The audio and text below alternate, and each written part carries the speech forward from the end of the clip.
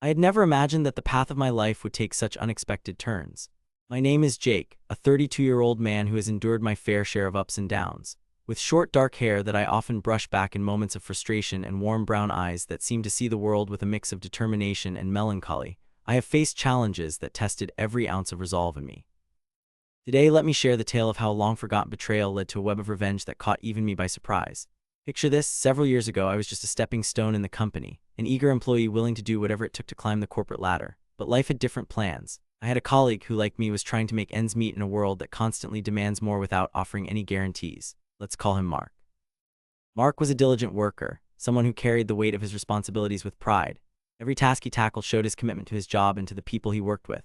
But when life threw a curveball at him, Mark's world seriously changed. His financial situation took a nosedive, forcing him to seek a remote job to support his family. He reached out to our manager to discuss allowances that were supposed to help him in this tricky situation, only to be met with an icy refusal. "You have to accept these changes, Mark. It is your responsibility to adapt." Those were the words that marked the beginning of a downward spiral for him. Instead of trying to help, our manager, an arrogant man named Steven, fired him without a second thought.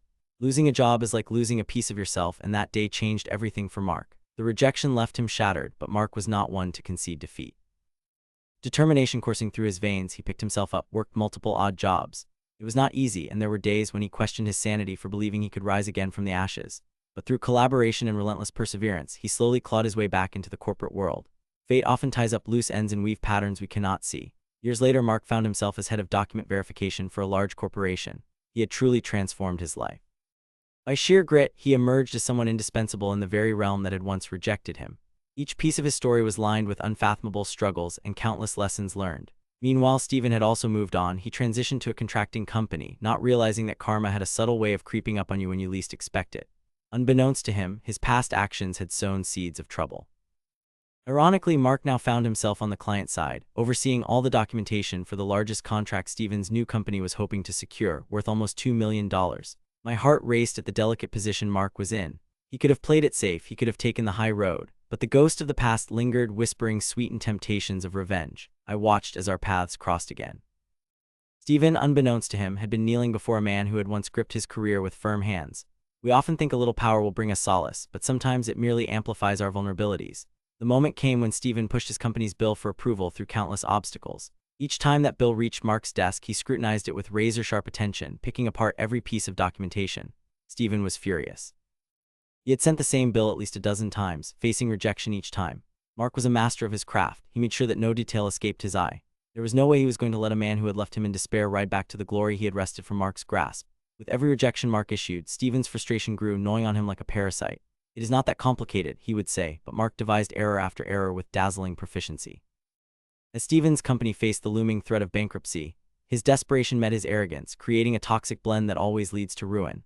Around the office, whispers erupted. The uncertainty of what was to come created a storm of tension. Mark was intentional in his strategy. Each rejection was steeped in both analysis and purpose. The higher-ups began to notice. Despite their pressure to approve the contract, Mark stood his ground, never letting the emotional backlash sway him. He owed his newfound life to a man who had labeled him a failure, and now he was on a path to repay that contempt. There was something poetic about it, watching Steven squirm under pressure while knowing that Mark was the one with the power now. I could feel electric tension every time I witnessed their interactions. One day, as Steven's frustrations spiraled, he sent a low-level worker to handle the bill in a last-ditch effort. The worker approached Mark with nervous energy, possibly sensing the weight of the documents in his hands. Mark gritted his teeth. "He will not fail now. I am sorry, but there is an entire lack of understanding in your submission. The paperwork must be restructured and resubmitted." He penned a note reflecting the inadequacies quite succinctly. "Why can't Steven understand the simple process of documentation?" Mark effectively sent that worker back empty-handed. Watching the moment unfold, I couldn't help but feel a wave of satisfaction flowing through me. The following day, the contractor company prepared to hit the panic button. It was the final straw that broke the camel's back. Steven's position was slipping away, and nowhere in his strategies had he planned for failure. He lost his cool, and Mark had struck again. However, as the story goes, with success often comes a turning point. After a hefty confrontation in the office, Mark made a critical, emotional decision. He realized that getting back at Steven had consumed his every waking thought. As satisfying as retaliation may be, was it worth the price of his peace? He had come so far only to let the same anger that fueled him lead him astray again. He decided to reject the revenge that had driven him through darkness and chose clarity and closure instead. It was not an easy choice, but one rooted deeply in a transformative journey he had taken. "I want nothing from you," Mark said directly to Steven during a tense encounter. What's been done cannot be undone. I hope you find a way to understand where you went wrong." The look on Stephen's face was one of incredulity, bafflement at the realization that the man he had wronged had risen above his efforts to destroy him. It was unexpected, but rather than leave Mark with a bitter taste in his mouth, hints of liberation washed over him. He finally understood that holding onto resentment was like drinking poison, expecting the other person to suffer. By letting go, he could finally embrace the light, the newfound life he had built from the ashes of his past. From that moment on, everything changed. Mark earned the respect of his colleagues and clients alike.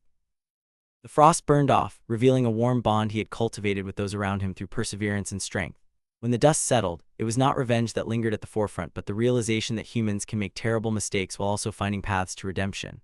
Mark still looks over the problematic contract with a sense of humor now, poking fun at what had been used as a weapon against him initially. Stephen moved on too. Realizing that his pride and ruthless ambitions had led him down a lonely path, he turned over a new leaf, but not before understanding the depth of a person's resilience and respect. Every now and then Mark visits our old workplace, and for a moment I can see the glimmer of satisfaction in his eyes when he looks back on that journey. The reckoning of a dismissed soul unfolded into something profound. In life we may meet those who wrong us, but it is how we respond that ultimately defines us. We can choose revenge or redemption. The choice creates our legacy. I learned that closure and forgiveness do not mean the past didn't hurt, but it allows us to breathe, to thrive, and to find peace in our own skin. I hope you see it now. Life is like a contract. It is filled with multiple signatures, conditions, and approvals, but the most crucial part is understanding that we own the pen. How we write our stories often can change our lives in ways we never foresaw. What about you? How have you found strength in your past? What choices shaped who you are today? When faced with revenge, which path will you choose? Think about it and share your stories. Let us learn from one another. Thank you for listening to my story today, and if you found inspiration in it, subscribe and hit the bell icon for more stories filled with life lessons and journeys. I would love to connect and hear your thoughts.